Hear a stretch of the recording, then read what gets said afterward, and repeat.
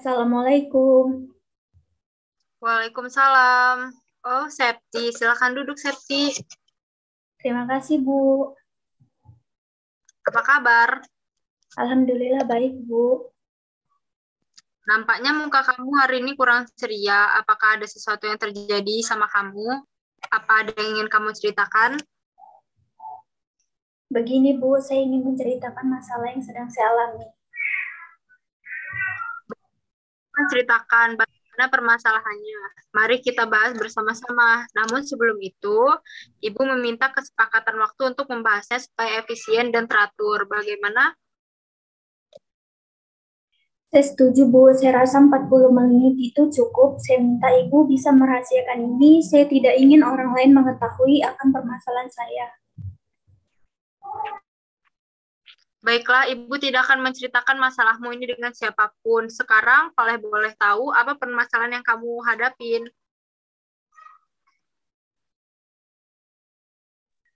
Begini, Bu, saat ini saya sedang terbebani dengan tugas kuliah saya. Ditambah lagi saya juga mengikuti kuliah semester pendek untuk memperbaiki nilai-nilai saya, Bu. Oh ya, terus Ya, terus saya pusing, Bu. Saya capek harus menjalani ini. berapa banyak mata kuliah yang nilainya harus kamu perbaiki? Kira-kira ada 12 mata kuliah, Bu. Kalau boleh tahu, gimana cara kamu belajar pada semester kemarin? Boleh kamu ceritakan kepada Ibu? Bisa, Bu. Sebelumnya memang saya akui saya senang sekali untuk menunda-nunda pekerjaan kuliah saya. Saya juga senang untuk membuang waktu dengan pergi bermain bersama teman-teman saya, Bu. Jadi, intensitas belajar kamu di semester lalu menurun itu karena kamu menunda-nunda pekerjaan kamu dan membuang-buang waktu dengan bermain bersama teman-teman kamu. Iya, Ya betul, kan? Bu. Lalu pernah nggak kamu mikir bahwa karena sikap kamu yang seperti ini membuat nilai-nilai kamu turun dan kamu harus mengikuti semester pendek?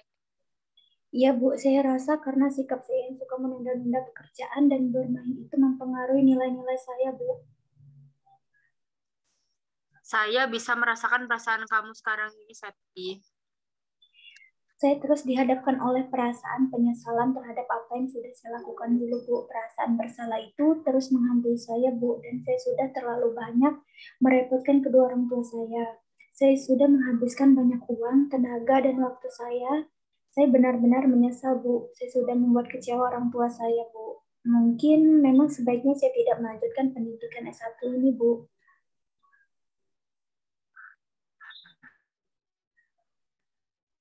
Yang ini kamu udah semester 5 tahun demi tahun sudah kamu lalui dari awal kamu ikut seleksi masuk kampus dan sampai akhirnya kamu menjadi mahasiswi yang sebentar lagi akan memakai toga.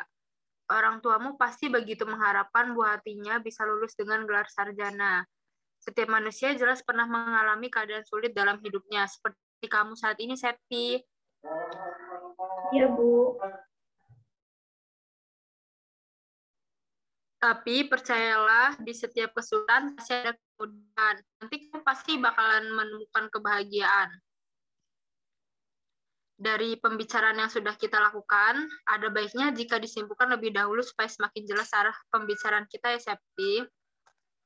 Pertama, bahwasanya sekarang ini kamu sedang merasa ada dalam posisi yang sulit dan kamu dihadapkan oleh perasaan masa lalumu itu.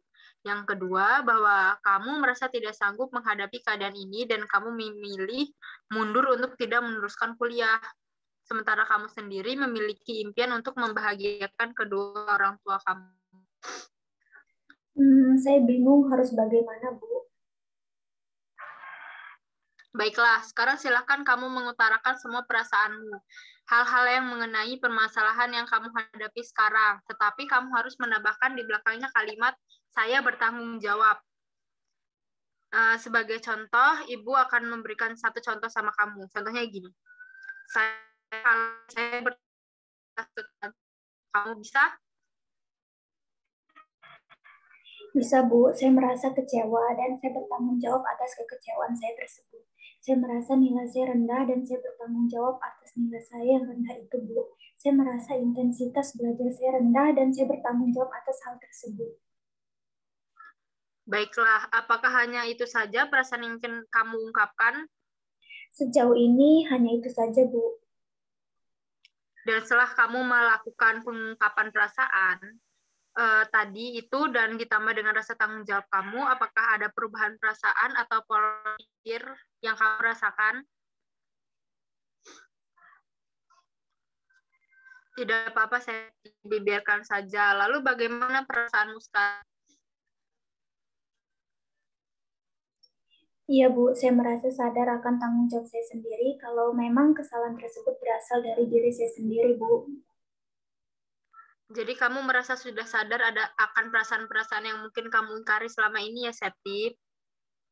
Iya, Bu, saya sudah sadar akan perasaan-perasaan yang saya ingkari selama ini, Bu. Jadi saya merasa bertanggung jawab atas segala yang saya buat. Jadi kamu sudah menyadarinya. Kalau boleh tahu perasaan seperti apa yang merasakan?